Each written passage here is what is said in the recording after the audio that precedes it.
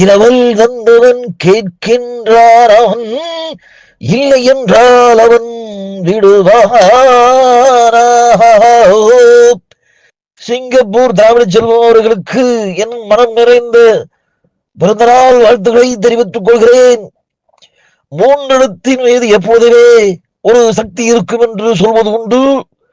TMS, MSV, TMS என்கின்ற ஒருவரை எப்படி தமிழ் ஆதர்ஷ புருஷனாக கருதி கொண்டிருக்கிறாரோ, அதுபோல சிங்கப்பூரை சேர்ந்த திராவிட செல்வம் அவர்கள் எப்பொழுது டிஎம்எஸ் பாடலை சொல்லும் பொழுது அந்த இடத்தில் நானும் ஒட்டிக் கொள்கிறேன், நானும் சேர்ந்து கொள்கிறேன் என்பதில் எனக்கு மிகுந்த மகிழ்ச்சி.